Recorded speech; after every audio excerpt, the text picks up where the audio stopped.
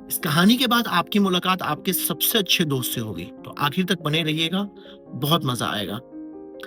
तो ये कहानी होगी मेरे और मेरे बेस्ट फ्रेंड की।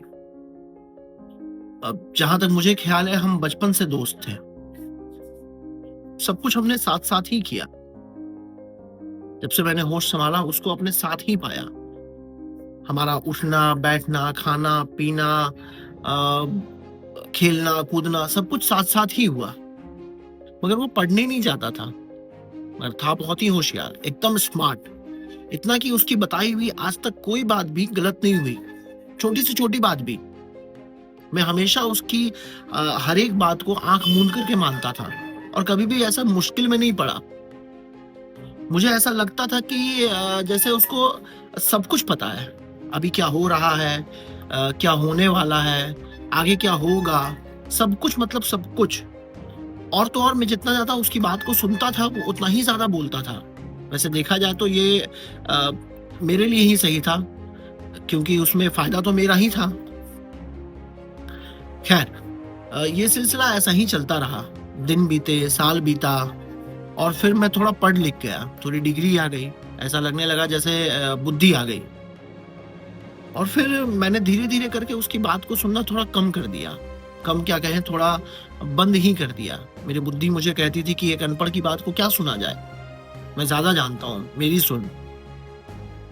मुझे ज़्यादा नॉलेज है, उसे क्या पता होगा? मगर उसके बाद देखा जाए तो कुछ भी सही नहीं होता था, सब कुछ गलत-गलत ही हो रहा था।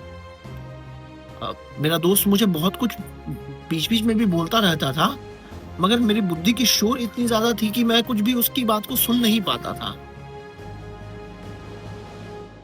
और फिर एक वक़्त आया कि